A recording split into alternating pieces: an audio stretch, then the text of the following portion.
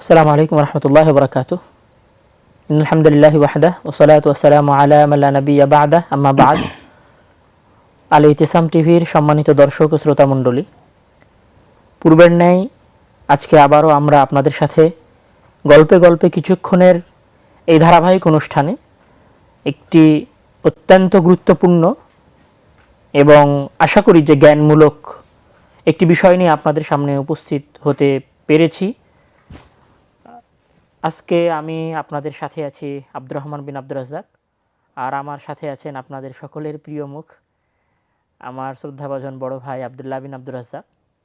আজকে আমাদের উভয়ের সাথে গল্পে গল্পে কিছুক্ষণ এই পর্বে আপনারা শুনবেন জুলাই সনদ, জুলাই সনদের গুরুত্ব, জুলাই ঘোষণাপত্র, জুলাই সনদের মধ্যকার পার্থক্য, এবং তার সাথে সাথে শুনবেন বাংলাদেশে মানবাধিকার হাই কমিশন প্রতিষ্ঠা, এর অফিস এবং জাতিসংঘের মানবাধিকার হাই কমিশনের কিছু ইতিহাস, তাদের কিছু সফলতা এবং বিফলতা সংক্রান্ত যে আলোচনাগুলো আমরা চেষ্টা করব আপনাদের সাথে গল্পে গল্পে সেই বিষয়গুলো নিয়ে আলোচনা করার। আজকে প্রথমেই আমরা আসি বাংলাদেশে বর্তমান সময়ে অনেক টপ অফ দ্য টপিক বলা যাবে যেটা নিয়ে খুব আলোচনা চলতেছে, সেটা হচ্ছে যে আসলে জুলাই সনদ। এখানে জুলাই সনদ নিয়ে এখানে জুলাইয়ের সাথে দুইটা শব্দ আছে, একটা হচ্ছে জুলাই সনদ আর একটা হচ্ছে জুলাই ঘোষণাপত্র। তা আমার মনে হয় মূল কথা শুরু করার আগে আমরা যদি আসলে জনগণকে একটু জুলাই সনদ এবং জুলাই ঘোষণাপত্র বলতে আসলে কি বোঝায় সেইটা যদি একটু ক্লিয়ার করতাম।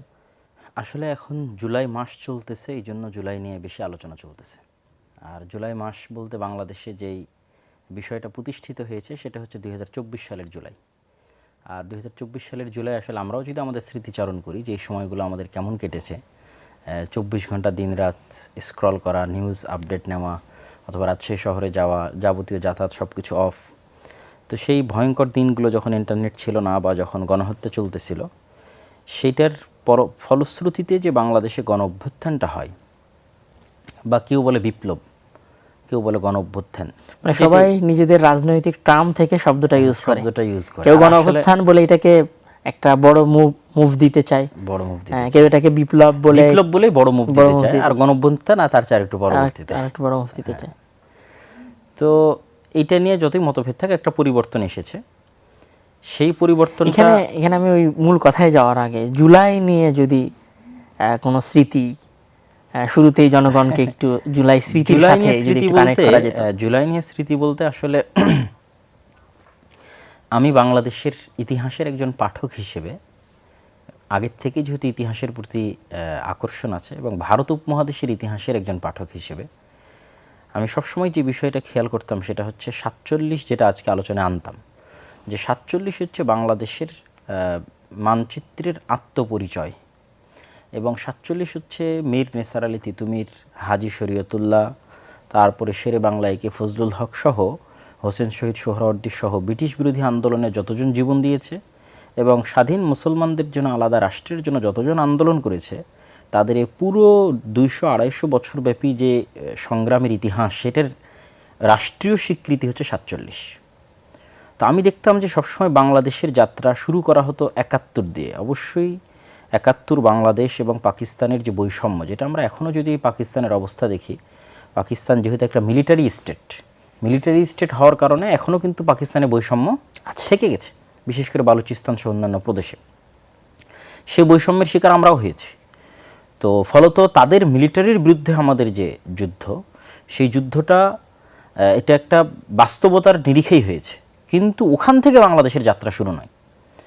71 বাংলাদেশের জীবনের একটা বাস্তব অধ্যায়, যেমন 24 বাস্তব অধ্যায়। কিন্তু কেউ যদি এসে বলে যে 24 থেকে আমার জন্ম, মানে এখন থেকে যদি কেউ ইতিহাস তৈরি করে যে 24-এর পরে বাংলাদেশ তৈরি হয়েছে, 2024-এর পরে বাংলাদেশ তৈরি হয়েছে, তাহলে এটা যেমন মিথ্যা।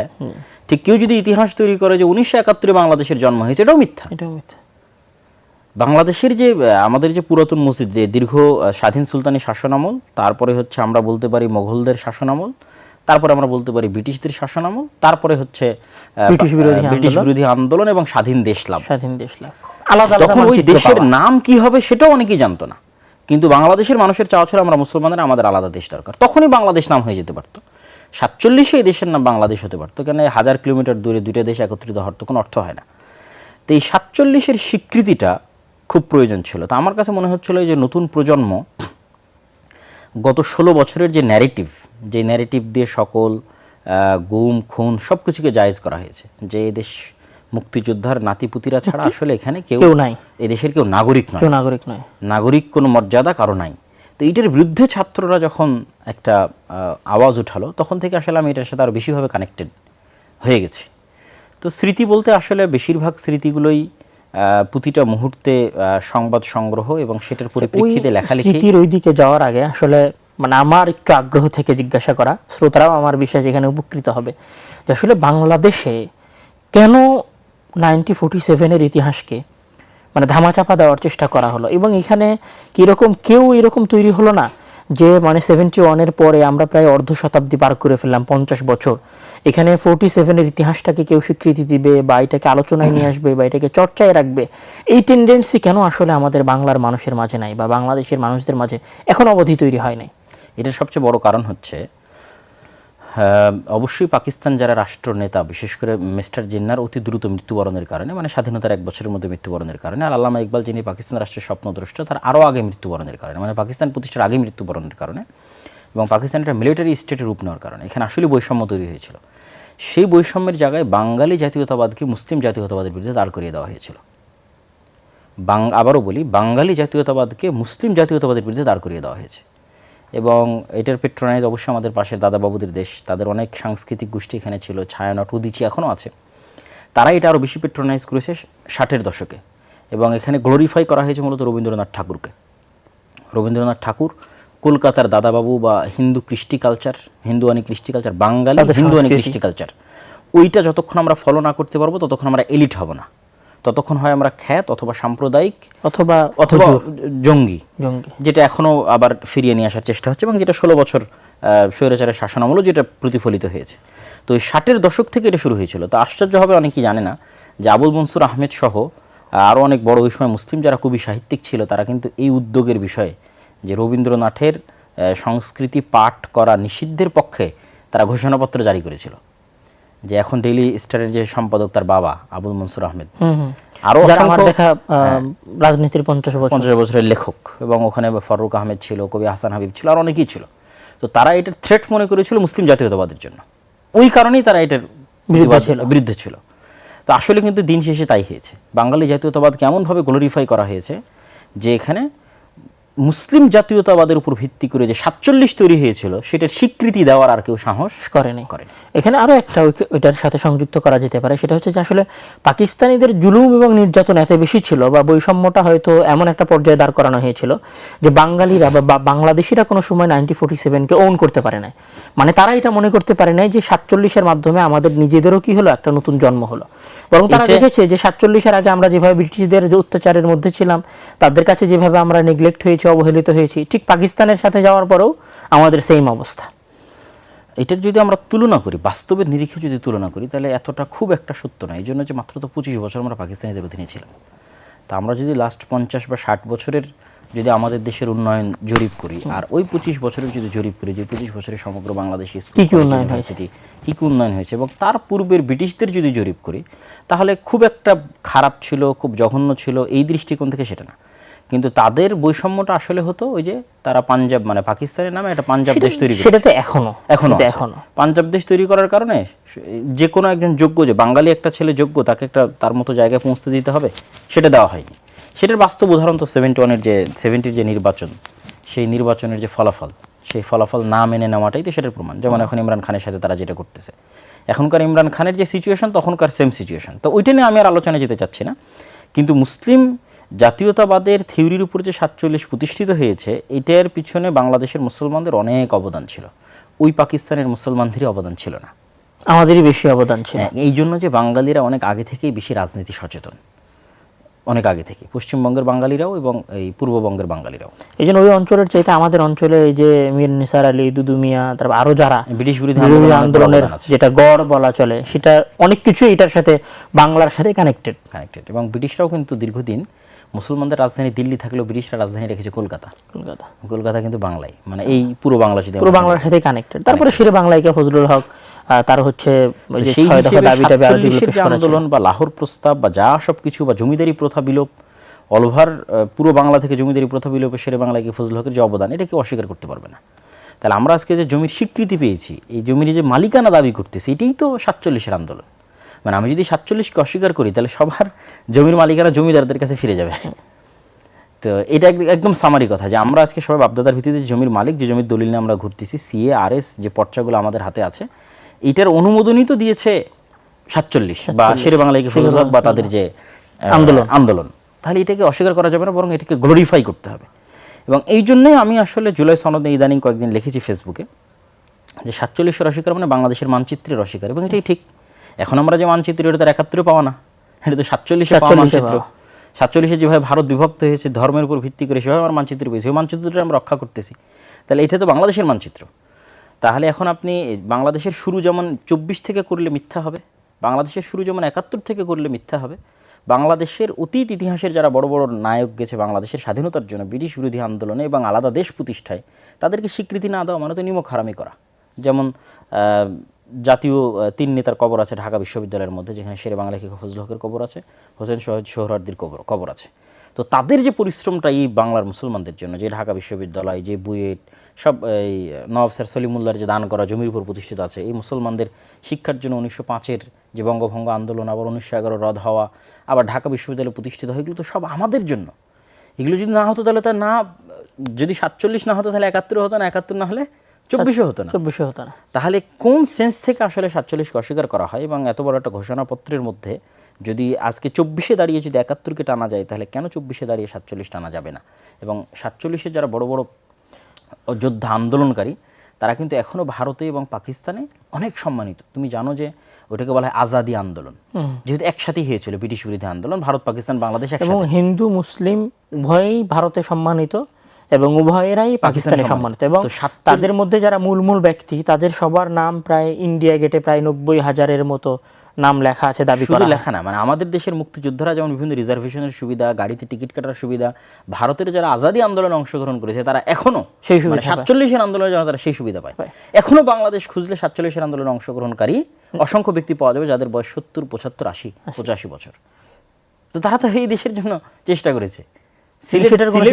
সিলেট তো বাংলাদেশের অন্তর্ভুক্ত হতো না। তুমি কি সিলেটকে, আমরা কি 71 অন্তর্ভুক্ত করি? সিলেট আর হচ্ছে ওই যে সিলেটের পাশের যে অঞ্চলটা মানিকগঞ্জ, মানিকগঞ্জে যে ভোট সংগ্রহ করা নিয়ে শেখ মুজিবুর রহমান ওনার অসমাপ্ত আত্মজীবনীর মধ্যে যে পরিশ্রমের কথা, তৎকালীন নেতাদের কি পরিশ্রম ছিল, ওইটাকে বাংলাদেশের মধ্যে করিমগঞ্জ সিলেটের বাংলাদেশের অন্তর্ভুক্ত হওয়াটাই প্রমাণ করে যে বাংলাদেশের যে বর্তমান মানচিত্র, এটার জন্ম 47-এ।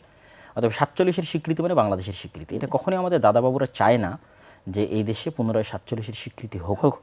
কারণ আসলে 47-এর স্বীকৃতির সাথেই তো মুসলিম জাতীয়তাবাদের স্বীকৃতি, মুসলিম জাতীয়তাবাদের উত্থান।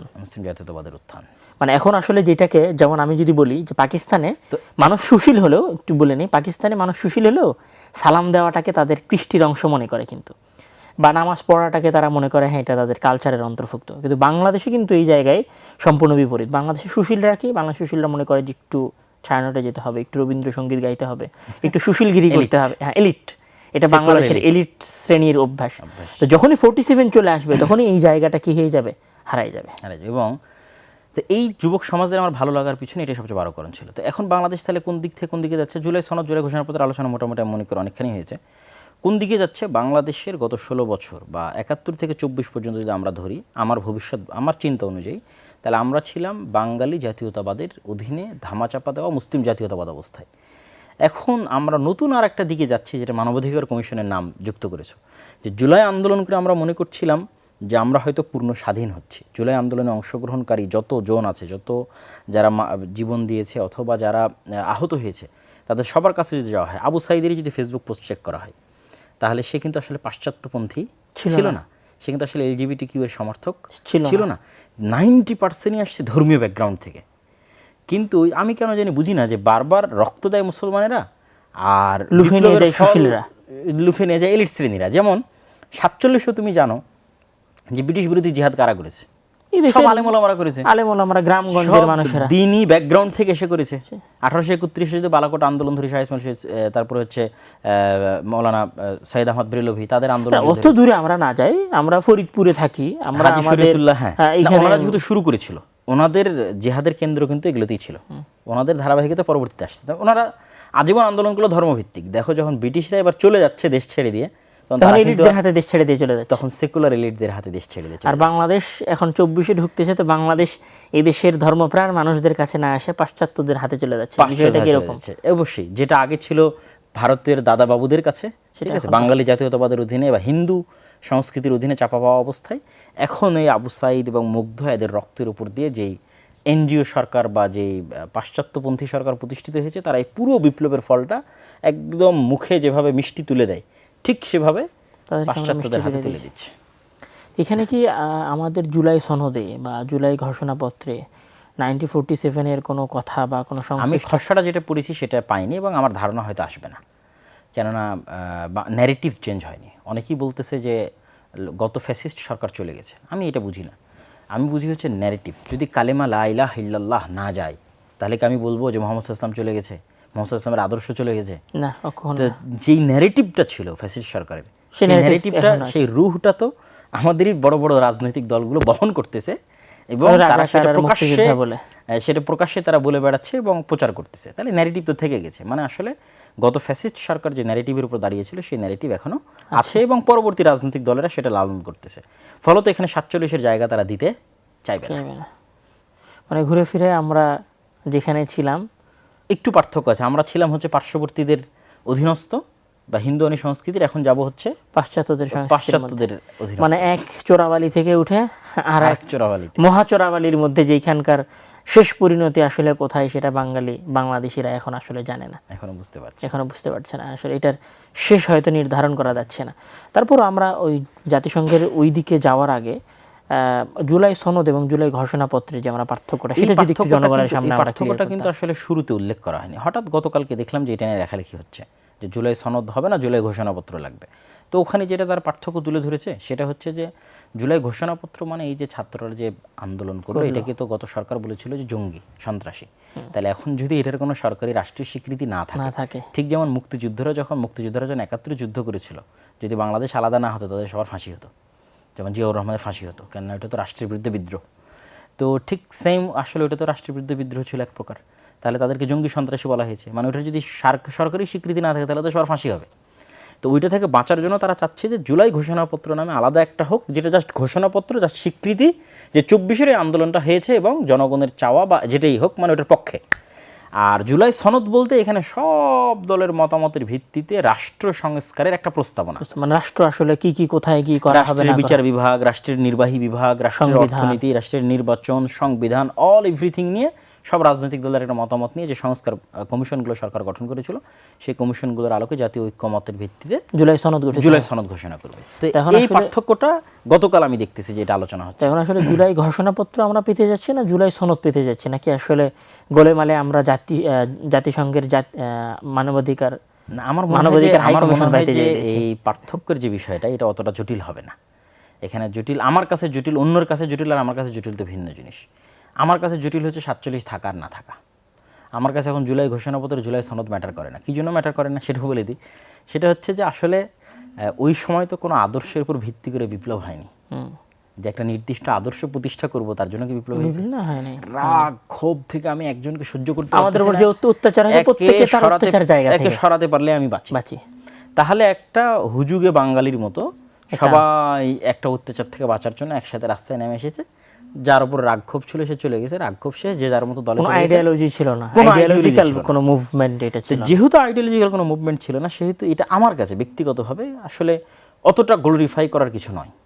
আবার আরও গ্লোরিফাই করার কিছু নয়, যদি এইটার দ্বারা আমি 47 প্রতিষ্ঠা করতে না পারি বা মুসলিম জাতীয়তাবাদ অন্তত না আসে, তাহলে আরও গ্লোরিফাই করা। ঘুরে ফিরে শুধু দাসত্বের মধ্যে যদি আমরা থাকি, তাহলে আসলে জুলাইয়েরও কোনো ভ্যালু নাই, কোনো ভ্যালু নাই। তাহলে আমাদের মাথায় রাখতে হবে যে ভবিষ্যতে আদর্শ ভিত্তিক কোনো বিপ্লব হওয়ার সুযোগ বা আছে কিনা, বা সেটার প্রয়োজন আছে কিনা। প্রয়োজনটা তৈরি হচ্ছে এই যে পাশ্চাত্যের যে আধিপত্য, এটা আমরা যেভাবে দিন দিন গণতন্ত্রকে মানে একমাত্র সমাধানের উপায় মনে করে সবাই ক্ষমতায়, মানে দেশ যেহেতু পরিবর্তন হয়েছে, সবাই মনে করছে এটা ক্ষমতায় যাওয়ার মনে হয় সবচেয়ে সুবর্ণ সুযোগ। সবাই পাগল হয়ে গেছে, সবাই তো মানে গণতন্ত্রের মধ্যে ঢোকার জন্য পাগল হয়ে গেছে। বাংলাদেশ হচ্ছে নতুন নতুন দল তৈরি হওয়ার সবচেয়ে উর্বর ভূমি। আমার ধারণা যে গিনেস বুক অফ ওয়ার্ল্ডে যদি রেকর্ড জরিপ করা যায়, তাহলে সবচেয়ে বেশি দল বাংলাদেশে তৈরি হয়েছে। পৃথিবীতে এত অল্প সময় মনে হয় এত বেশি দল আর তৈরি হয়নি। আসলে এইটাকে কিভাবে বিশ্লেষণ করা যায়, মানে সবাই যে আসলে দিন শেষে মানে যে মানুষটা খেলাফতকে বিশ্বাস করে, যে মানুষটা খেলাফতকে চায়, সেই মানুষটাও দিন শেষে মানে গণতন্ত্রের দিকেই ঝুঁকতেছে। এটার ব্যাকগ্রাউন্ডে যাওয়ার জন্য ওই যে মানবাধিকার কমিশনের ব্যাকগ্রাউন্ড দিয়ে শুরু করলে এটা লাস্টে আচ্ছা ঠিক আছে, তাহলে আমরা মানবাধিকার কমিশনের দিকেই যাই। মানে আমরা যদি এখন এটা মনে করি যে বাংলাদেশ 71-এর যুদ্ধ দিয়ে ওই সময় যে যুদ্ধটা ঘটানো হয়েছিল সেটাতে সুবিধা নিতে চেয়েছিল ভারত। তারা 50 বছর অ্যাকচুয়ালি বাংলাদেশ থেকে সুবিধা নেওয়ার চেষ্টা করেছে। 50 বছর পরে একটা বিপ্লবের মাধ্যমে আমরা তাদের থেকে মুক্তি পাওয়ার চেষ্টা করেছি, কিন্তু আমরা মুক্তি পাওয়ার ওই চ্যানেলের মধ্যে ঘুরতে ঘুরতে ঘুরতে ঘুরতে আমরা গিয়ে পড়েছি পাশ্চাত্যের খাদের মধ্যে। এখন এই পাশ্চাত্যের যে ভয়ঙ্কর খাদ, এই খাদটা যে আসলে খাদ ছিল এইখানে, সেটা তো আসলে এতদিন বোঝা যায়নি। সেটাতে এই সরকার ক্ষমতায় আসার পর থেকে অনেকগুলো পয়েন্ট আমি তুলে ধরি বোঝা যাওয়ার মতো। একটা হচ্ছে নারী সংস্কার কমিশনের প্রস্তাবনা, এটা ছিল প্রথম বড় আলামত যে এই সরকার আসলে পাশ্চাত্যপন্থী একটা এনজিও সরকার। সেকেন্ড বড় ব্লান্ডার এই সরকারের ছিল যে তারা হচ্ছে পতিতাদেরকে অর্থনৈতিক সহযোগিতা দিয়েছে, ঠিক আছে। এবং থার্ড, এখন ওই যে মানবাধিকার কমিশনের যে অফিস স্থাপন করার চেষ্টা চলতেছে, এটা আরও স্পষ্ট করে দিচ্ছে যে আসলে পুরো দেশটাই একটা পাশ্চাত্য বলয়ের মধ্যে চলে যাচ্ছে, আধিপত্যের মধ্যে চলে যাচ্ছে। এটা তো মানবাধিকার কমিশন নিয়ে তুমি কিছু বলো না। জাতিসংঘের মানবাধিকার কমিশন নিয়ে বলার আগে আমার মনে হয় এটাতে তোমার বেশি জানা আছে। জাতিসংঘের মানবাধিকার হাই কমিশন যেটাকে সবাই বলছে, সবাই তো আসলে আমি দেখলাম যে তাদের সেই দিন ওই যে জুলাই কেন্দ্রিক একটা অনুষ্ঠান হলো, সেখানে তো আমাদের ইসলামী দলের নেতারাও উপস্থিত। তো আসলে এটাকে তারা কতটুকু পজিটিভলি নিচ্ছে, কতটুকু নেগেটিভলি নিচ্ছে, এটা বলা মুশকিল। এটা এখানে একটা বিষয় বলি, সেটা হচ্ছে যে মানবাধিকার কমিশনের অফিস সম্পর্কে মানুষ আসলেভাবে জানি না, মানে কোনো সচেতনতা তৈরি হয়নি। সচেতনতা তৈরি না হওয়ার কারণে মানুষ ধোঁয়াশার মধ্যে আছে। দেখা যাচ্ছে বড় বড় যতই বড় রাজনৈতিক দলের নেতা হোক, আসলে স্টাডি গবেষণা সবার তো করার সময় থাকে না, ব্যস্ততার কারণে। এবং সবার যখন নেশা থাকে ক্ষমতা, তখন কম্প্রোমাইজ করা হয়ে যায় জরুরি দায়িত্ব। যখন মানে কার সাথে কিভাবে লিয়াজু করবে এটাই মেইন, এটাই তখন মেইন দায়িত্ব হয়। যেহেতু আমার একদম লাস্ট টার্গেট কি, আমাকে ক্ষমতায় যেতেই হবে অ্যাট এনি কস্ট। তো এটাই হলো আসলে গণতন্ত্রের সবচেয়ে বড় লুপ, যে গণতন্ত্র ধরে রাখা হয় এই জন্য যে এখানে প্রতি 5 বছর পর পর কে ক্ষমতায় যাবে এটা চেঞ্জ করার একটা সুযোগ তৈরি হয়, যেটা দিয়ে আসলে লোভ দেওয়া হয়। পাশ্চাত্য দাদা যারা দেশ আছে তাদের হাতে সুযোগ আসে যে আমরা এখানে ইচ্ছা মতো ক্ষমতায় বসাতে পারবো। তখন এই লোভে তখন পাগলের মতো হয়ে যায় সবাই ওখানে ক্ষমতায় যাওয়ার জন্য, তখন কম্প্রোমাইজ করানোটাও সহজ হয়। তো প্রতি 5 বছর পর পর তাদের আর নতুন দলকে কম্প্রোমাইজ করানোর সুযোগ তাদের কাছে আসে। তো এই জন্য তারা চায় যে সমগ্র পৃথিবীতে গণতন্ত্র প্রতিষ্ঠিত হোক। গণতন্ত্র প্রতিষ্ঠিত থাকা মানে সেই দেশটা অ্যাট এনি কস্ট যে কোনোভাবেই হোক পাশ্চাত্যদের কাছে থাকবে। এখানে কি তাহলে আমরা এরকম বলবো যে আসলে মানে জাতিসংঘের মানবাধিকার হাই কমিশন সম্পর্কে আসলে আমাদের তথ্য বা জ্ঞানের অভাবের কারণে আমরা এটাকে সামগ্রিকভাবে সিরিয়াসলি নিতে পারতেছি না। জ্ঞানের অভাব আছে। তো এখন আমরা যদি আসলে জাতিসংঘের মানবাধিকার হাই কমিশন সম্পর্কে এটা জিজ্ঞাসা করতে চাই যে আসলে পৃথিবীর নর্মালি সকল দেশেই কি মানবাধিকারের হাই কমিশনের অফিস আছে, নাকি আসলে গুটি কয়েক দেশে হাই কমিশনের অফিস আছে? বা মোটামুটি 14 থেকে 15টা দেশে মানবাধিকার কমিশনের অফিস আছে, এবং যেগুলো অধিকাংশই যুদ্ধ বিধ্বস্ত বা কোনো না কোনো সমস্যার মধ্যে। দেশ যেগুলো সেগুলো সবই যুদ্ধ বিধ্বস্ত, আর তা বাদে বেশিরভাগই খ্রিস্টান এবং ইউরোপ কান্ট্রির দেশ। আসলে এটার জাতিসংঘ প্রতিষ্ঠার যে ব্যাকগ্রাউন্ড, এটা তো দ্বিতীয় বিশ্বযুদ্ধ থেকে আসছে। প্রথম বিশ্বযুদ্ধ, দ্বিতীয় বিশ্বযুদ্ধ, এগুলো নিয়ে আরেকদিন আলোচনা করা যায়। যে ইথিওপিয়া এবং এই কম্বোডিয়া এবং আর একটা কি যেন যুদ্ধ হচ্ছে না, থাইল্যান্ড, ওই যুদ্ধের সাথে ওটা কানেক্টেড। ওটা নিয়ে যদি আরেকদিন আমরা সেশন করি ওখানে বিস্তারিত বলা যাবে। এমনি শর্টকাটে যদি বলি তাহলে প্রথম বিশ্বযুদ্ধটাও এবং দ্বিতীয় বিশ্বযুদ্ধটাও জার্মানির সাথে ব্রিটেন এবং আমেরিকা, তাদের যে মিত্রশক্তি, তাদের যে একটা জোট, তাদের যুদ্ধ। তো দ্বিতীয় বিশ্বযুদ্ধে যারা বিজয় লাভ করেছে মূলত তারাই জাতিসংঘ তৈরি করেছে, এবং দ্বিতীয় বিশ্বযুদ্ধে বিজয় লাভকারী দেশগুলোই জাতিসংঘের পার্মানেন্ট মেম্বার, স্থায়ী যে P5 যেটাকে বলা হচ্ছে। হ্যাঁ, আমেরিকা তথা যুক্তরাষ্ট্র, চীন, রাশিয়া, ফ্রান্স, এরা ছিল দ্বিতীয় বিশ্বযুদ্ধের মিত্রশক্তি, মানে যারা জয়লাভ করেছে। তো সবচেয়ে বড় বিষয় হচ্ছে যে সারা দেশে তারা দাস দিচ্ছে গণতন্ত্রের। তো তোমার জাতিসংঘের মধ্যেই তো গণতন্ত্র নাই বাবা। ওটা আমি আরেকটু ক্লিয়ার। যদি গণতন্ত্রের স্বীকৃতি দিতে হয় তাহলে জাতিসংঘকে গণতন্ত্র প্রতিষ্ঠা করতে হবে। তাহলে জাতিসংঘ গণতন্ত্র প্রতিষ্ঠা করতে চাইলে 190টা দেশকে সমান সুযোগ দিতে হবে না? 193টা দেশ আছে, 193টা দেশ, যেই দেশে ভোট বেশি পড়বে সেটাই বাস্তবায়ন হবে। সেটা হচ্ছে না তো। তাহলে তুমি এটা এটা এটা জনগণকে আর একটু ক্লিয়ার করা উচিত যে জাতিসংঘে দুইটা পরিষদ আছে, একটা হচ্ছে সাধারণ পরিষদ আর একটা হচ্ছে নিরাপত্তা পরিষদ। এখন ধরুন নিরাপত্তা পরিষদের মধ্যে 5টা দেশ হচ্ছে স্থায়ী দেশ আর 10টা দেশ হচ্ছে অস্থায়ী দেশ, টোটাল 15টা এখানে সদস্য আছে। তো এখন মানে মজার বিষয় হচ্ছে যে আমরা 193টা দেশের মধ্যে 180টা দেশ যদি আমরা কোনো একটা ডিসিশনের পক্ষে ভোট দিই, আর সবাই ধরো 192 জনই আমরা ভোট দিলাম পক্ষে, এর মধ্যে একটা দেশ যে 5টার মধ্যে আছে, মানে চীন, রাশিয়া, যুক্তরাষ্ট্র, যুক্তরাজ্য এবং ফ্রান্স, এই 5টার কোন একটা যদি ওই ডিসিশনে ভেটো দেয়, তাহলে আমরা যে 192 জন মিলে একটা ডিসিশন দিলাম সেটা এক চুটকিতে উড়ে যাবে। আচ্ছা, বর্তমান পৃথিবীর যতগুলো সমস্যা আমরা দেখতেছি, এতগুলো সমস্যার সমাধান না হওয়ার পেছনে বড় কারণ হচ্ছে খালি 5টা দেশের কাছে ভেটো পাওয়ার। মানে যেমন ফিলিস্তিনের পক্ষে এখন বলা যায় পুরো বিশ্ব, কিন্তু ফিলিস্তিনের পক্ষে কোনো প্রস্তাবনা বাস্তবায়ন হবে না জাতিসংঘে, জাস্ট অনলি ফর ভেটো পাওয়ার। এরকম আরো অসংখ্য। এটা শুধু ওখানে না, যেমন ওই যে একটা এটা কত সালের ঘটনা, সম্ভবত 2020 সালে 2020 বা 22 সালে একটা প্রস্তাবনা পেশ করা হয়েছিল যে ফুড হচ্ছে মানুষের হিউম্যান রাইটস। 21শে নভেম্বরে যে ফুড হচ্ছে মানুষের হিউম্যান রাইটস, মানে মানবিক অধিকারের মধ্যে অন্তর্ভুক্ত। কিন্তু এটাতে জাস্ট ইসরায়েল এবং আমেরিকা ভেটো দিয়েছে, এই কারণে এই ডিসিশন কি হয় নাই, মানে এটা বাস্তবায়ন, খাদ্য মানুষের মানবিক অধিকারের মধ্যে না, এই জন্যই তো এখন তারা গাজায় হামলা করতেছে এবং ক্ষুধার্ত রাখতেছে, কারণ মানুষের মানবিক অধিকার না। মানে তাদের কাছে ক্ষুধা মানুষের মানবিক অধিকার না, এই জন্য মানুষ ক্ষুধায় মারা যাবে। আর তাদের কাছে মানবিক অধিকার হচ্ছে একজন এলজিবিটিকিউ এর সাপোর্ট মানবাধিকার। আর এটা আমাদের সুশীলরা খাচ্ছে। মানে আসলে আমি তো তাদের উপর দোষ দিতে চাই না, মানে তাদের এই কথাগুলো যখন আমাদের বাংলাদেশের মুসলমানেরা একদম বেধাড়ক গতিতে গিলতে থাকে, এটা যখন হজম করে, তখন আমি ভাবি যে এদের এই যুক্তিগুলো কই যায়, মানে তখন এদের এই সেন্সগুলো কি কাজ করে না। যেমন এখানে আরও একটা কথা হলো যে রোহিঙ্গা নিয়ে, যখন রোহিঙ্গাদের নির্যাতন উখিয়া যে এখানে যে নির্যাতন করা হলো, এই নির্যাতনের বিরুদ্ধে জাতিসংঘ যে ভেটো প্রস্তাব, মানে যে ভোট প্রস্তাব দিল, এটাতে অধিকাংশ দেশ ভোট দিল। চীন যখন ভেটো দিল তখন এই সিদ্ধান্ত আর কি হয় নাই, বাস্তবায়ন হয় নাই। তো ওদের ভেটোর উপরেই সব চলতেছে, তার মানে পাঁচটা দেশের একনায়কতন্ত্র চলতেছে। এটাই বলতেছিলাম, সামারি হচ্ছে জাতিসংঘে একনায়কতন্ত্র চলতেছে। তাহলে তুমি সারা পৃথিবীতে কেন গণতন্ত্রের দাস দাও? অবশ্যই না, তাহলে তো এটা তোমার দ্বিচারিতা। আমি তুমি দ্বিচারিতা বলছি, কিন্তু এটা তো আমাদের দেশের সুশীলরা খাচ্ছে না, আমাদের দেশের এলিট শ্রেণীর বিবেক এখানে কাজ করে না। এবার জাতিসংঘের মানবাধিকারের মধ্যে তাদের যে মূল বিষয়গুলো, সেগুলো কিছু কিছু বিষয় ভালো আছে, শুনতে অনেক ভালো লাগে, কিন্তু কিছু বিষয় ইসলামের সাথে যায় না, ইসলামের সাথে সাংঘর্ষিক। এই কারণে সৌদি আরব, মিশর এদের মতো কিছু ইসলামী দেশ ওই সময় স্বাক্ষর করেনি, এবং সৌদি আরব হয়তো সম্ভবত এখন পর্যন্ত স্বাক্ষর করেনি, আমি যতদূর জানি আর কি। সৌদি আরবের অনেক দুর্নাম করা যাবে, কিন্তু এটা একটা সুনাম করার জায়গা যে তারা এই ইসলাম বিরোধী ইয়েগুলো থাকার কারণে, পয়েন্টগুলো থাকার কারণে তারা এটাতে স্বাক্ষর করেনি।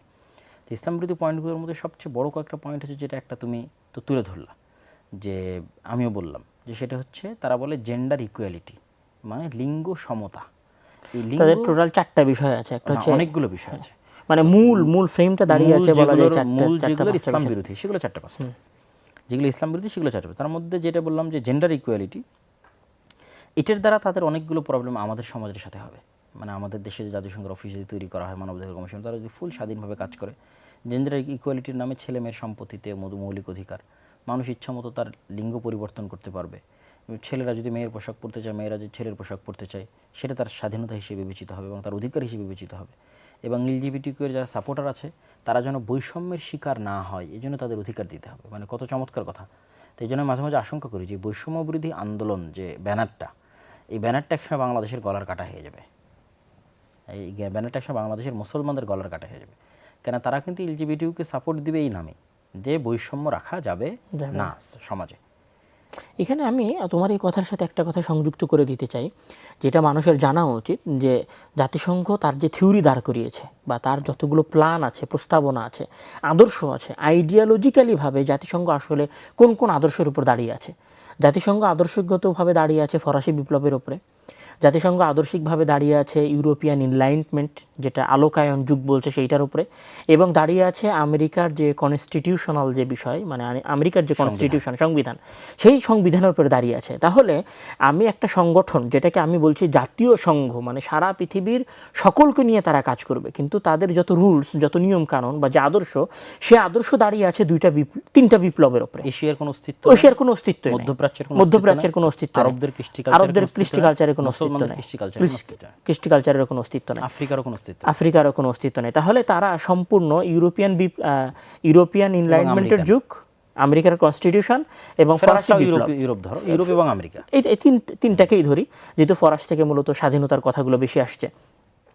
তো এই তিনটার উপর বেসিস করে যেই সংবিধান বা যেই নিয়ম কানুন বা যে রুলসগুলো তৈরি হয়েছে, সেইটা আবার কিভাবে পুরো জাতির প্রতিনিধিত্ব করতে পারে, পুরো বিশ্বের প্রতিনিধিত্ব করতে পারে, সকল জাতির প্রতিনিধিত্ব করতে পারে। হ্যাঁ, এখানে আরেকটা বিষয় আছে যে যেই জিনিসটা আমেরিকায় যে জিনিসটা আমেরিকায় স্বাভাবিক, ইউরোপে স্বাভাবিক, সেই জিনিসটা তো আমাদের বাংলাদেশ, সৌদি আরব বা এশিয়ায় স্বাভাবিক না।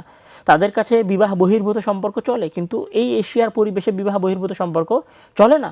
কিন্তু জাতিসংঘ কি করতেছে, ওই জিনিসগুলো আমাদের এই দেশে বাস্তবায়ন করানোর, চাপিয়ে দেওয়ার চেষ্টা করতেছে। মানে অ্যাকচুয়ালি মানুষকে অধিকার দেওয়ার কথা বলে, আমি যদি এখানে বলি যে বৈষম্য বিলোপের কথা বলে আমাদেরকে বৈষম্যের শিকার বানানো হচ্ছে। অন্যদেরকে অধিকার দেওয়ার কথা বলে আমাদের উপর কি করা দেওয়া হচ্ছে, অধিকার চাপিয়ে দেওয়া হচ্ছে। সংখ্যালঘুর অধিকার প্রতিষ্ঠা করতে গিয়ে সংখ্যাগরিষ্ঠকে বৈষম্যের শিকার করা হচ্ছে। জি, অবশ্যই। সংখ্যালঘুর অধিকার প্রতিষ্ঠার নামে সংখ্যাগরিষ্ঠের ধর্মীয় এবং সামাজিক যে অনুভূতি, সেই অনুভূতিতে আঘাত করা হচ্ছে। তো এখানে কয়েকটা পয়েন্ট তুলে ধরি যে কী কী সমস্যা হতে পারে। একটা তো বললাম যে লিঙ্গ সমতার নামে এই জিনিসগুলো হবে। আর একটা হচ্ছে যে তাদের বাক চর্চার যে স্বাধীনতা, এটা কিন্তু আসলে কোনো বাছবিচার নাই, মোহাম্মদ ইসলাম হোক আর ইসলাম হোক। যেহেতু তাদের মানবাধিকারের একটা বড় বিষয় হচ্ছে বাক স্বাধীনতা। তো বাক স্বাধীনতা মানে বর্তমানে যে হেফাজতে ইসলামের যে আন্দোলন হয়েছে শাপলা চত্বরে, সেটা ব্লগারদের রাসূল সাল্লাল্লাহু আলাইহি ওয়াসাল্লামকে কটূক্তির কারণে, মানে সেটা ইন ফিউচার আর করা যাবে না। সেটা আমরা হচ্ছে ওই যারা রাসূল সাল্লাল্লাহু আলাইহি ওয়াসাল্লামকে গালি দিবে, এটা তাদের অধিকার হিসেবে বিবেচিত হবে। এবং অধিকার বিবেচিত হওয়ার কারণে ব্লাসফেমি, যে মানে পাকিস্তানের যে ব্লাসফেমি, ধর্মকে কটূক্তি করার কারণে যে শাস্তি প্রয়োগ, সেটাকে তখন নিন্দনীয় পর্যায়ে নিয়ে যাওয়া হবে, যে এটা মানবাধিকার লঙ্ঘন করা হচ্ছে। এখানে একটা মজার বিষয় বলি যে আসলে আমাদের দেশে যারা রাসূল ইসলাম বা ইসলামকে নিয়ে কটূক্তি করে, তাদের কিন্তু একটা মূল লক্ষ্য এবং উদ্দেশ্য থাকে হচ্ছে বাইরের দেশে ভিসার জন্য অ্যাসাইলাম সিক করা, অ্যাসাইলাম ক্লেইম করা। এটা আমি মূলত ইংল্যান্ডে যাওয়ার পর বুঝেছি যে ইংল্যান্ডে অনেক মানুষ যারা আসছে তারা আসলে অ্যাসাইলাম ক্লেইম করেছে। তো অ্যাসাইলাম ক্লেইম করার বা সিক করার সবচেয়ে বড় সহজ উপায় হচ্ছে তুমি বাংলাদেশে বসে থেকে ফেসবুকে, ইউটিউবে, টুইটারে আল্লাহ নবীর বিরুদ্ধে কিছু লিখবা, সেখানে কমেন্টে তোমার নামে গালিগালা হবে অথবা বাস্তবে তোমাকে ধমকি দেওয়া হবে, সেগুলো সব স্ক্রিনশট নিয়ে তুমি তাদের দূতাবাসে জমা দিবা। দেখো আমার এখানে বাক স্বাধীনতা পাচ্ছি না, আমাকে হত্যা করবো মুখ, আমাকে তোমাদের দেশে আশ্রয় দাও। তো এই রাসূল সাল্লাল্লাহু আলাইহি ওয়াসাল্লামকে গালি দেওয়াকে তারা এমনভাবে পেট্রোনাইজ করে যে তাদেরকে তারা উঠে নিয়ে গিয়ে তাদের দেশে আশ্রয় দেয়। এটা তাদের একটা বলা যায় জাতীয় এজেন্ডা। তো সেটা একটা সমস্যা তৈরি হবে। আরও সমস্যা তৈরি হবে, আমরা যেহেতু কাদিয়ানীদের কাফের মনে করি, তো এখানে হচ্ছে ধর্ম ত্যাগ করার স্বাধীনতা। আসলে ইসলামে কিন্তু ধর্ম ত্যাগ করার কোনো স্বাধীনতা নাই। মানে ইসলামে একবার ঢুকলে সে আর বের হলে তার আসলে মৃত্যুদণ্ড ছাড়া আর কোনো রাস্তা নাই। তো এই ধর্ম ত্যাগ করার স্বাধীনতাকে তারা হচ্ছে মানবাধিকারে অন্তর্ভুক্ত করেছে, এবং সেই নামে মুসলমান থেকে কেউ কাদিয়ানী হয়ে যাবে, তাকেও মানবাধিকারের নামে বাংলাদেশে প্রতিষ্ঠিত করা হবে। এরকম আরও অসংখ্য বিষয় আমি নোট করেছি, যেগুলো এই মানবাধিকার কমিশনের অফিস বাংলাদেশে প্রতিষ্ঠিত হওয়ার কারণে বাংলাদেশের মুসলমানেরা কি ধরনের সমস্যা, সবচেয়ে যেটা বড় সমস্যা হবে যে জুলাই বিপ্লবের কারণে যারা এই জুলাই বিপ্লবে মানুষদের উপর অত্যাচার করলো, হত্যা করলো, রক্ত ঝরালো, তাদের কিন্তু আসলে কারো ফাঁসি হবে না। এবং এই মানবাধিকার হাই কমিশনের মাঝে পতিত ফ্যাসিস্ট সরকারের ফিরে আসার রাস্তাও তৈরি হতে পারে। কেননা এখন তো আমরা হয়তো দেশে আমরা বলছি যে তারা আমাদের উপর অত্যাচার করেছে, নির্যাতন করেছে, তাদের আন্দোলন করার অধিকার নাই, তাদের রাস্তায় নামার অধিকার নাই, তাদের দল করার অধিকার নাই। যেই দিনই মানবাধিকার হাই কমিশনের দেশে ফুললি ওয়ার্ক করা শুরু করবে, সেই দিনই তারা কি বলবে যে এটা তো মানুষেরা বাংলাদেশি, তারা কেন অধিকার পাবে না? তখন একদিনে এবং এক রাতের আধারে এদেশে পুরনো ফ্যাসিজম ফিরে চলে আসবে। এবং আসলে হয়তো এভাবেই আমরা ঘুরে ফিরে আবার দাদাবাবুদের বলয়ের মধ্যে এন্ট্রি করব। দাদাবাবুদের বলয়ের মধ্যে এন্ট্রি করার জন্য ওইটা আনা লাগবে না, যেহেতু পাশ্চাত্যদের সাথে ভালো এলাই আছে দাদাবাবুদের, তো ওই থ্রুতেই আসবে। তবে আমি ওইগুলোর আশঙ্কা করি না। আমি যেটা আশঙ্কা করতেছি সেটা হচ্ছে জাতিসংঘের মানবাধিকার কমিশনের নামে কোন ফ্যাসিস্ট ফিরে আসবে, এটা আমি দেখতে পাই না।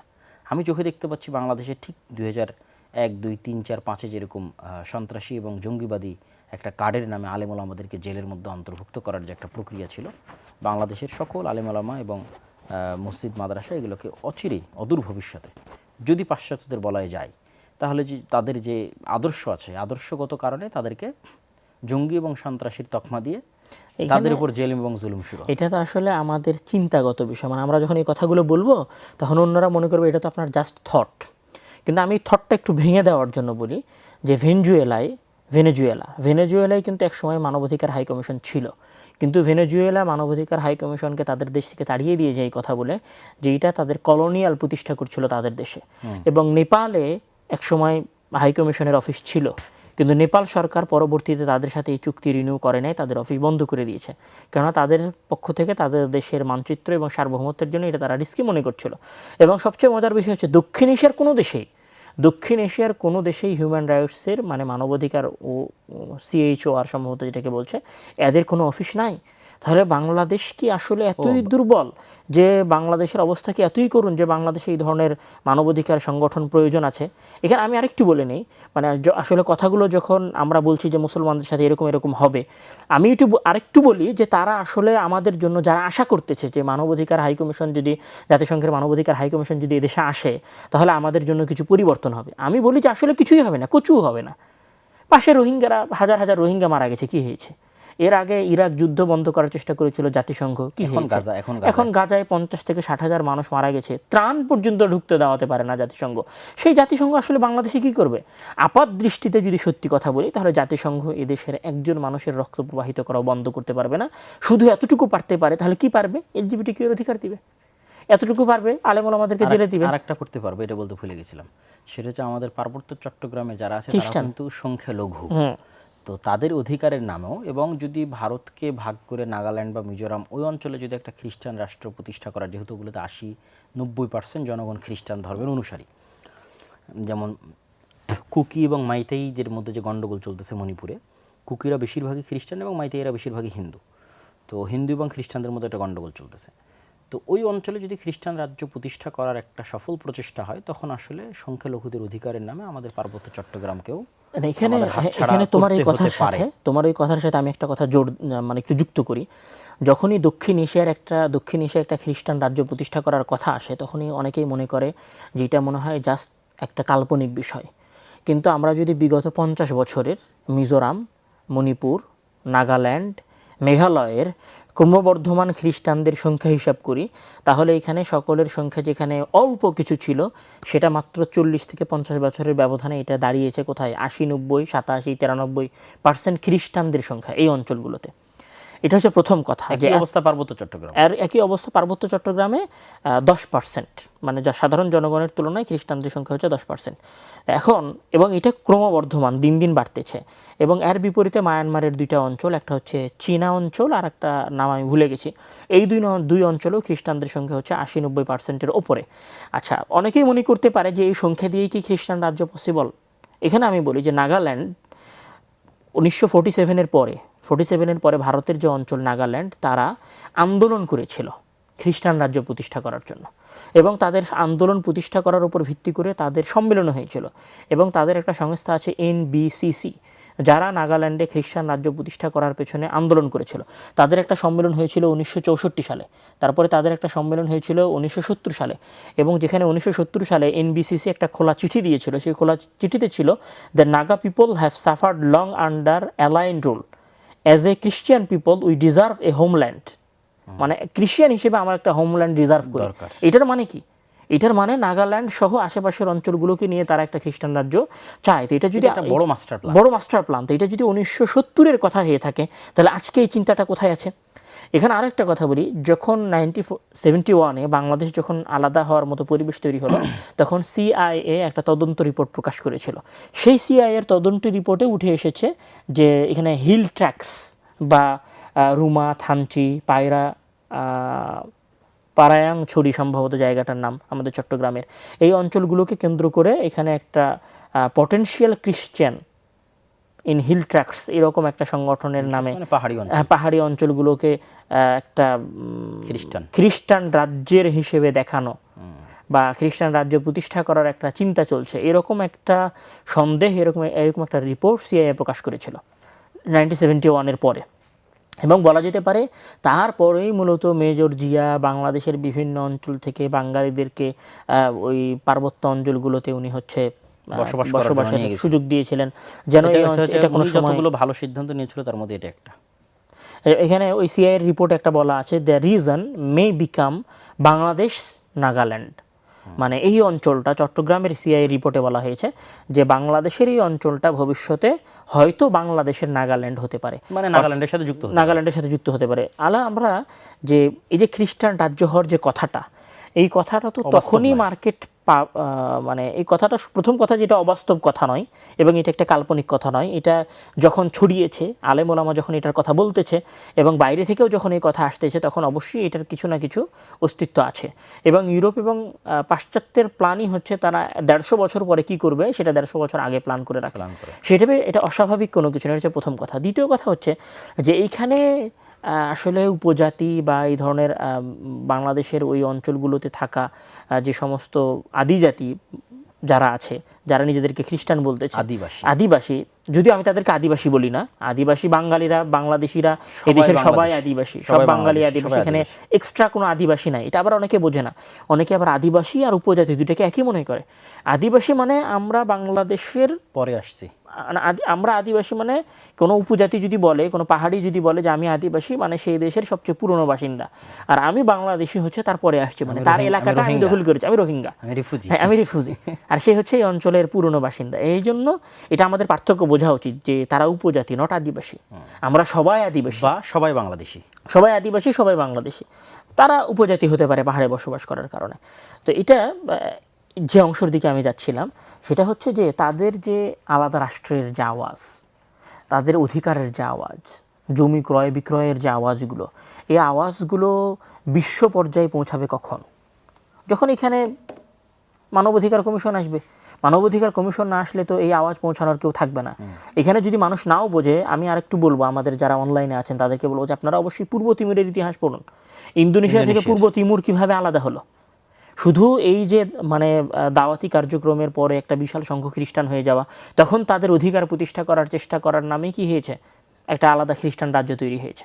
তো এটা আসলে অস্বাভাবিক কোনো কিছু না। আর এটা তখনই মজবুত হবে, এই দাবিটা তখনই একটা জায়গায় পৌঁছাবে যখন কি হবে, এখানে মানবাধিকার হাই কমিশনের মতো অফিসগুলো আসবে এবং তারা এগুলোকে, তাদের সাথে কানেক্টেড যে এনজিওগুলো আছে তারা যখন ফুললি সক্রিয় হবে। এবং এটা তো হয়েছে। ইউক্রেনের যে রাশিয়া ইউক্রেনে কেন হামলা করলো, এই ইউক্রেনে হামলা করার আগে ইউক্রেন যে উত্তাল হয়েছিল, ইউক্রেনের যে কালার আন্দোলন তৈরি হয়েছিল, সেটা আসলে কারা তৈরি করেছে? এনজিওরাই। এনজিওদের কাজই হচ্ছে ন্যারেটিভ তৈরি করা। এই যে তিউনিসিয়ায় যেটা হয়েছিল সেটা কারা তৈরি করেছিল? এনজিওরাই তৈরি করেছিল।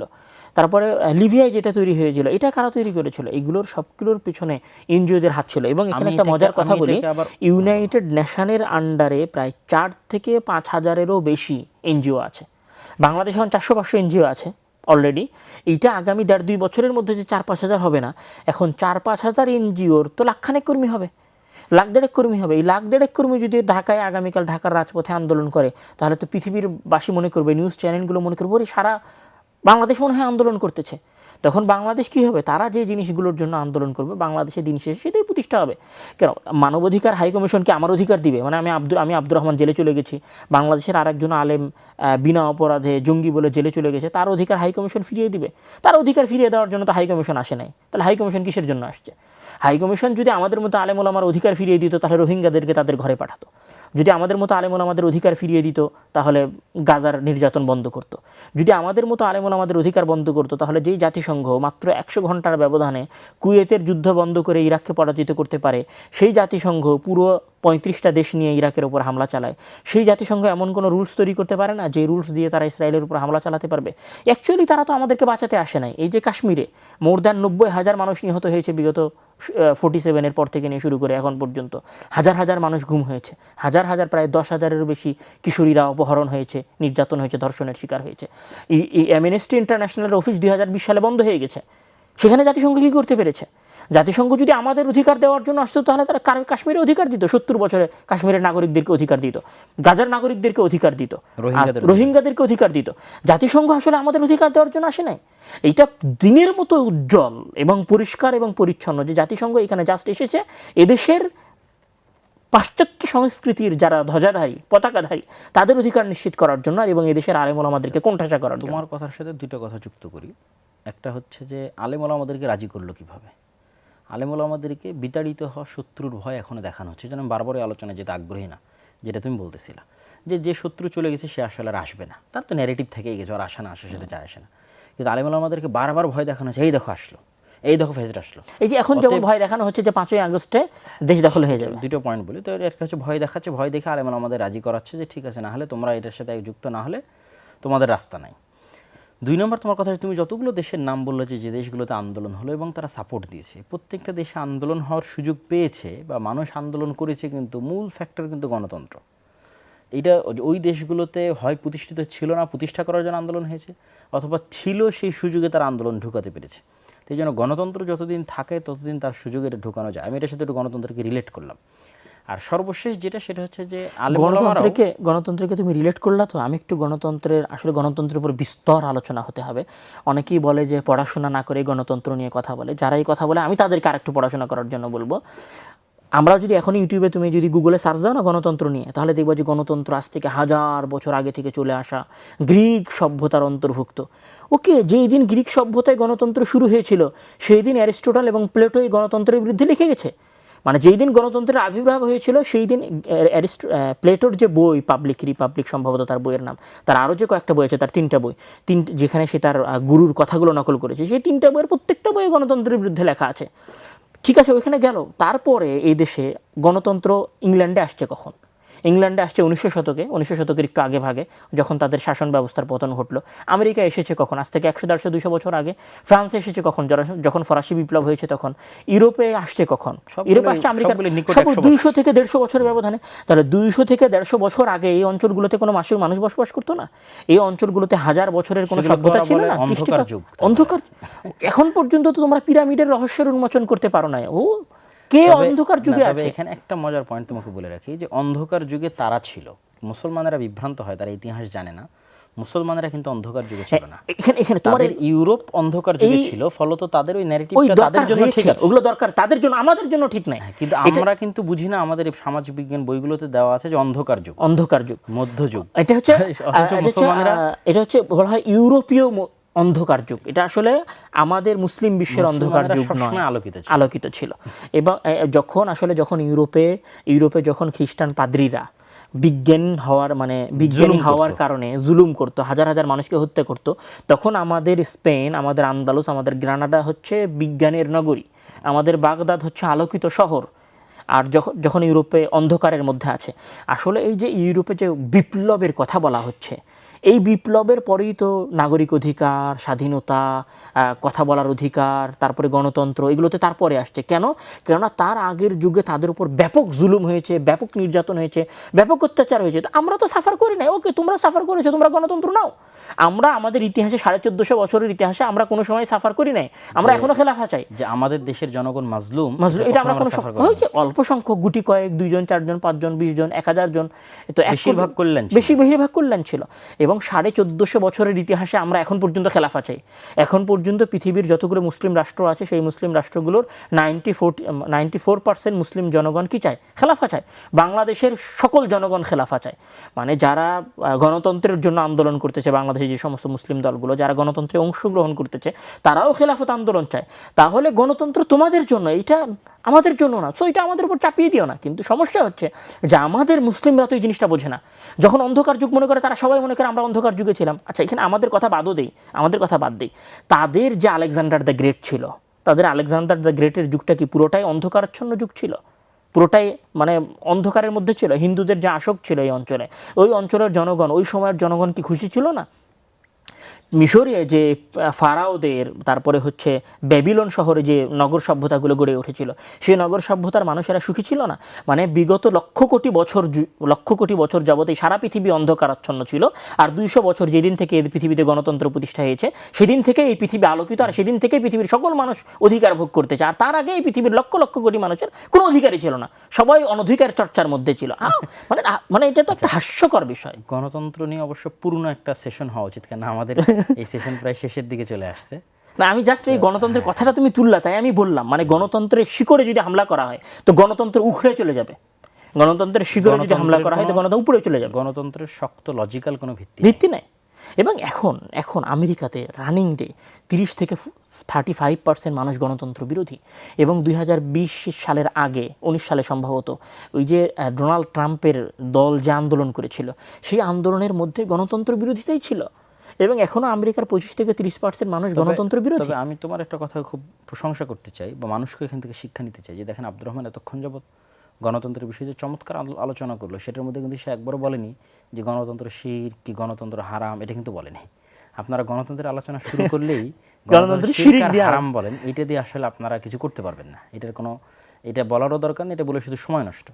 আপনি গণতন্ত্রকে লজিক্যালি অ্যাটাক করেন যে গণতন্ত্র কোনো শাসন ব্যবস্থা নয়, এটা একটা ব্যর্থ শাসন ব্যবস্থা, পৃথিবীতে শান্তি প্রতিষ্ঠা করতে পারেনি। যেটা আমি সবসময় ফেসবুকে লিখে আমার বক্তব্য বলি যে গণতন্ত্র হচ্ছে ফ্যাসিস্ট তৈরি করার, স্বৈরাচার তৈরি করার, খুনি তৈরি করার, মানুষের মধ্যে বিভেদ লাগিয়ে রাখার, দেশের সার্বভৌমত্ব দেশকে ডিভাইড করার, ওই যে তাদের যে রুলস আছে ডিভাইড এন্ড রুল, গণতন্ত্র দিয়ে আসলে ডিভাইড এন্ড রুল হয়। এটার হচ্ছে মূল অস্ত্র। এবং মুসলমানদেরকে আধিপত্য মানে যে কলোনিয়াল যে সিস্টেম, সেটা যে ভেঙে গেছে, তার খণ্ডিত অংশ টিকিয়ে রাখা, যাতে তারা মনে করবে ব্রিটিশ কলোনিয়ালটিকে মানে নষ্ট হয়ে যাওয়ার পরে এটা হচ্ছে নতুন কলোনিয়াল, কিন্তু স্বাধীন না। সেটার অস্ত্রটা হচ্ছে গণতন্ত্র। তো গণতন্ত্রকে আপনারা লজিক্যালি অ্যাটাক করবেন, কখনোই এটা আর বলতে যাবেন না যে এটা হারাম বা এটা শিরক, এটা বলে না। কেন হারাম শিরক বললে অনেক সময় যারা আমাদের অমুসলিম যারা অথবা যারা সেকুলার, যারা উদারপন্থী, তারা তো এই কথা নিবে না, বা দেখা যাচ্ছে অনেক সময় মনে হতে পারে যে আমরা যারা ইসলামী হয়তো গণতান্ত্রিক দল আছে তাদের হয়তো শত্রু, কিন্তু আমাদের তো আসলে কারো শত্রু না। আমরা তো এই গণতন্ত্র থিওরিটার বিরোধী, গণতন্ত্র থিওরি এবং এই সেকুলারিজমের বিরোধী শত্রু। আমরা হচ্ছে প্রকৃতি ইসলাম চাই। এখানে আমি একটা কথা বলে আমার কথাটা শেষ করে দেবো, তারপরে তুমি ফিনিশিং করো। আমার কথার যেটা শেষ, সেটা হচ্ছে যে এই যে বাংলাদেশের আলেম ওলামারা ধরা খেলো, আমি এটাই বলবো, মানে জাতিসংঘ মানবাধিকার কমিশনের বিষয়ে বাংলাদেশের আলেম ওলামারা দূরদর্শিতার পরিচয় দেয়নি। তাদেরকে জুজু বুড়ির ভয় দেখিয়ে একদল আলেমকে ম্যানেজ করা হয়েছে, আর এক দলকে ম্যানেজ করা হয়েছে। দেখা যাচ্ছে একটু মজার শোনালেও যে আমেরিকার ভিসা, আমেরিকার যে শক্ত ভিসা নীতি, এটার বেড়া জালে একবার যে পড়ে যায় সে আসলে আর পরে আমেরিকায় ঢুকতে পারে না। তো আমাদের দেশের মানুষেরা আসলে যতই পাশ্চাত্যের বিরুদ্ধে বলুক, সবাই একবার আমেরিকা যেতে চায় এবং সবার মনের মধ্যে সুপ্ত বাসনা থাকে যে যাব। ফলত আর কেউ সাহস করে তখন এটার বিরুদ্ধে প্রকাশ্যে বক্তব্য দিবে, হয়তো ঘরোয়া বৈঠক বলছে হ্যাঁ আমি আছি, জাতিসংঘ মানবাধিকার কমিশনের বিরুদ্ধে আমি আছি, কিন্তু প্রকাশ্যে দেখা যায় বক্তব্য নাই, লেখালেখিতেও নাই, কেননা তার মাথাতেও আছে যে আমাকে তো আমেরিকা যেতে হবে। এটা আমি একটা কথা বললাম আর কি। তো এই জন্য আমি রাসূল এবং আল্লাহ সুবহানাহু ওয়া তাআলার আয়াত দিয়ে আমি শেষ করব যে আমরা কেন বারবার বলি, তুমিও বক্তব্য বলেছো, আমিও বলেছি, যে আসলে এই যুগে একজন ইব্রাহিম আলাইহিস সালাতু ওয়াস সালামের মতো তাওহীদপন্থী মানুষ দরকার, যে কোনো কম্প্রোমাইজ করবে না এবং যারা আল্লাহর উপর আস্থা এবং বিশ্বাস হবে অগাধ। যেটাকে আমি এভাবে বলি যে সর্বোচ্চ প্রযুক্তির মোকাবেলা করতে হবে সর্বোচ্চ ঈমান দিয়ে। আমি ঈমান বলিনি, আবারও বলি, সর্বোচ্চ প্রযুক্তির মোকাবেলা করতে হবে সর্বোচ্চ ঈমান দিয়ে, শুধু ঈমান দিয়ে নয়। আর প্রযুক্তি যত লেভেলের হাই, মুসলমানের ঈমান তত হাই হতে হবে। তো মুসলমানের এই ঈমান যদি ওই লেভেলের হাই হয়, তাহলে মুসলমানদের জন্য বিজয় অবধারিত, বিজয় আসবে। তো তারপরেও একটু কোরআনের দুটো আয়াত বলে আমার কথা শেষ করি, যেটা রাসূল সাল্লাল্লাহু আলাইহি ওয়াসাল্লামকে আল্লাহ সুবহানাহু ওয়া তাআলা বারবার বলেছে, ইয়া আইয়ুহাল্লাযীনা আমানু লা তাত্তাখিযুল ইয়াহুদা ওয়ান নাসারা আউলিয়া বা'দুহুম আউলিয়াউ বা'দ। আর আরেক আয়াতে আল্লাহ সুবহানাহু ওয়া তাআলা বলেছে, ওয়ালান তারদা আনকাল ইয়াহুদ ওয়ালান নাসারা হাত্তা তাত্তাবি'a মিল্লাতাহুম। রাসূল সাল্লাল্লাহু আলাইহি ওয়াসাল্লামের যুগ থেকে সতর্ক করে আসা হচ্ছে যে তোমরা তাদেরকে বন্ধু হিসেবে, অন্তরঙ্গ বন্ধু হিসেবে গ্রহণ করিও না, বরং তারা পরস্পরে অন্তরঙ্গ বন্ধু। কারণ আমি যদি বলি যে ভারত, আমেরিকা, চায়না এরা পরস্পর অন্তরঙ্গ বন্ধু, তুমি যদি মনে করো আজ ভারত আমার বন্ধু, কাল চায়না তোমার বন্ধু, পরশু হচ্ছে পাশ্চাত্য আমেরিকা তারা তোমার বন্ধু, তাহলে এটা হচ্ছে ভুল ধারণা, কোরআনের স্পষ্ট কথা। কেননা তারা তোমার আদর্শকে ভয় পায়। মুসলমানদের যে আইডিওলজি, এটা পাশ্চাত্যের যে গ্লোবালাইজেশন, মানে পাশ্চাত্য যে সংস্কৃতি, যে রঙে পুরো পৃথিবীকে সাজাতে চায়, যেটার ভিত্তি হচ্ছে সেকুলারিজম, যেটার ভিত্তি হচ্ছে রাষ্ট্রে গণতন্ত্র, যেটার ভিত্তি হচ্ছে অর্থনীতিতে পুঁজিবাদ, মানে শুধু অর্থনীতি, এগুলো হচ্ছে তাদের আদর্শিক ভিত্তি। এবং সংস্কৃতি এবং সমাজে হচ্ছে, এটা শেষ করিনি, সংস্কৃতি এবং সমাজে হচ্ছে অবাধ ব্যক্তি স্বাধীনতা। পরিবার এবং সমাজকে উপেক্ষা করে একজন ব্যক্তির অবাধ ব্যক্তি স্বাধীনতা, যে অবাধ ব্যক্তি স্বাধীনতা থেকে মূলত এলজিবিটিকিউ এবং যৌন স্বাধীনতা সেগুলো এসেছে। এগুলো হচ্ছে তাদের স্ট্যান্ডার্ড। এই স্ট্যান্ডার্ডের সামনে দাঁড়াবে পৃথিবীতে এখন কোনো আদর্শ নাই, একমাত্র আদর্শ হচ্ছে মুসলমান, যাদের কাছে প্রত্যেকটার অল্টারনেটিভ আছে। এটা আরো আমাদের দেশের মানুষদেরকে এবং সারা পৃথিবীর মুসলমানদেরকে এটার ভালোভাবে বোঝা উচিত যে তুমি এখনই যদি সেকুলারিজমের বিরুদ্ধে কিছু দাঁড় করাতে বলা হয়, যে সেকুলারিজমের অপোজিশন পার্টিকে, অল্টারনেটিভ কে, পুঁজিবাদের অল্টারনেটিভ কে, সব জায়গাতেই একটাই নাম আসবে সারা পৃথিবীতে একটাই আদর্শ বের হয়ে আসবে, সেটা হচ্ছে ইসলামিক আইডিয়োলজি অথবা ইসলাম, মুহাম্মদ সাল্লাল্লাহু আলাইহি ওয়াসাল্লামের আইডিয়োলজি। এটাই হচ্ছে সারা পৃথিবীর সকল সমস্যার সমাধান। এবং রানিং যত এবং আইডিওলজি, তাদের কাছে এটাই সবচেয়ে বড় সমস্যা, মানে তাদের সকল সমাধানের সবচেয়ে বড় সমস্যা হচ্ছে এটা ইসলামের আমি বলতে আইডিয়োলজি। চাচ্ছিলাম যে আপনি যতই তাদেরকে বন্ধু মনে করেন, আসলে তারা আপনাকে বন্ধু মনে করবে আর না, এই যে তারা আপনার আদর্শের শত্রু। আয়াতের শেষের অংশটার অনুবাদ করো, এখানেই সবচেয়ে মজার কথা আছে যে ওয়ালান তারদা আনকাল ইয়াহুদ হাত্তা ওয়ালান তাত্তাবিআ নাসারা মিল্লাতাহুম। হাত্তা তাত্তাবিআ মিল্লাতাহুম, যতক্ষণ পর্যন্ত আমেরিকা সন্তুষ্ট হবে না। আমেরিকা সন্তুষ্ট হয়েছে মানে তুমি আমেরিকার ধর্মে বিশ্বাস করেছো।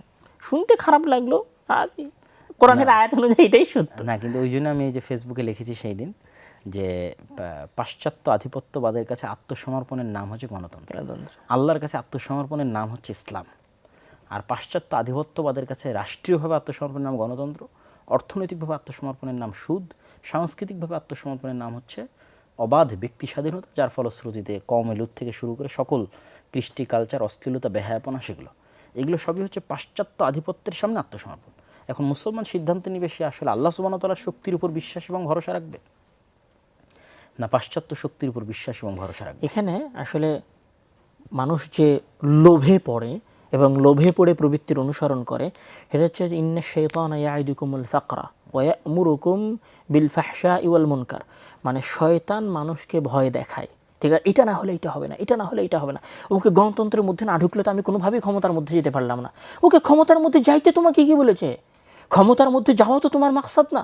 তোমার জীবনের মেইন মাকসাদ হচ্ছে সবচেয়ে বড় ইমানদার হয়ে পৃথিবী থেকে বিদায় না।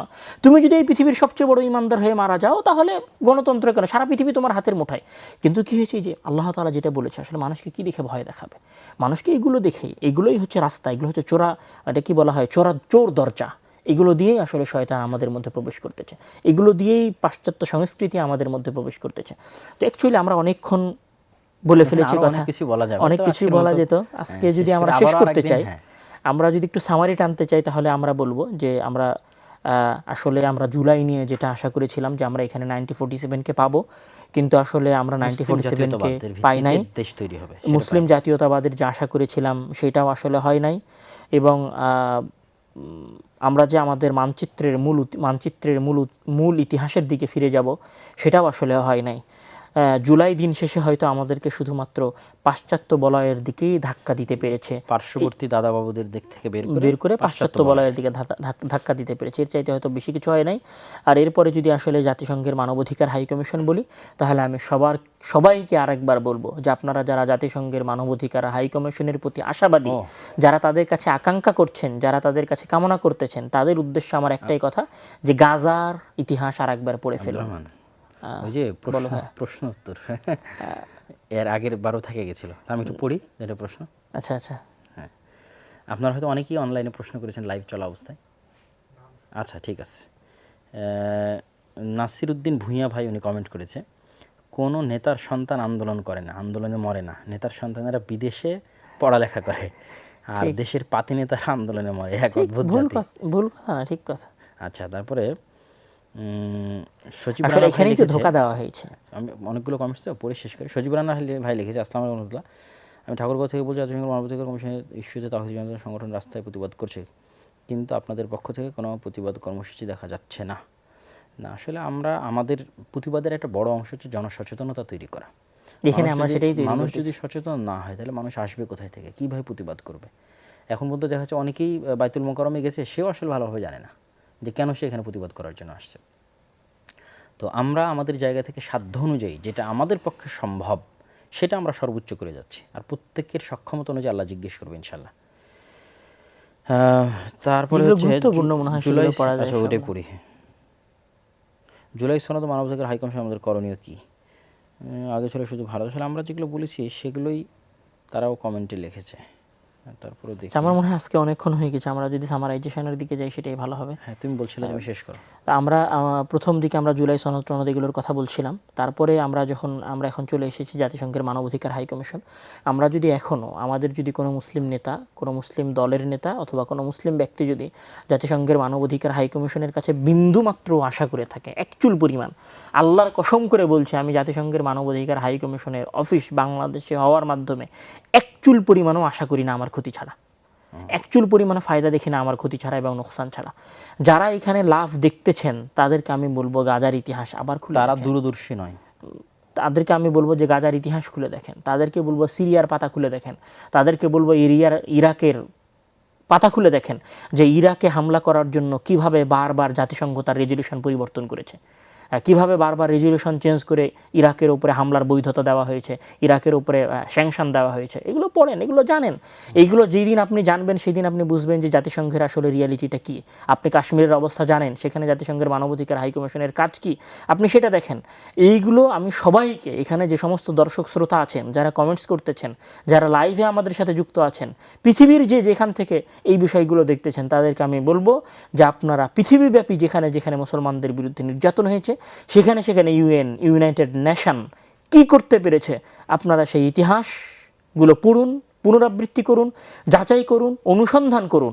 আপনাদের সকলের ঘুম ভেঙে যাবে এবং আপনারা তাদের কাজের মূল রহস্য এবং মূল উদ্দেশ্য সম্পর্কে জানতে পারবেন ইনশাআল্লাহ। আর আমি এটা বলেই শেষ করব যে জাতিসংঘের ইতিহাসে আপনারা দেখলেন যে জাতিসংঘের মধ্যেই গণতন্ত্র নাই। জাতিসংঘের মধ্যে 5টা দেশের একনায়কতন্ত্র চলতেছে। তো তাদেরকে বলেন আগে জাতিসংঘের মধ্যে গণতন্ত্র প্রতিষ্ঠা করতে, তারপরে আমরা বাংলাদেশে গণতন্ত্র প্রতিষ্ঠা। এইগুলো আমি আমার বক্তব্য এখানেই শেষ করছি। আসসালামু আলাইকুম ওয়া রাহমাতুল্লাহি ওয়া বারাকাতুহু। ওয়ালাইকুম আসসালাম ওয়া রাহমাতুল্লাহি ওয়া বারাকাতুহু। শুকরান, জাযাকুমুল্লাহু খাইরান, বারাকাল্লাহু ফিকুম। কেমন ছিল?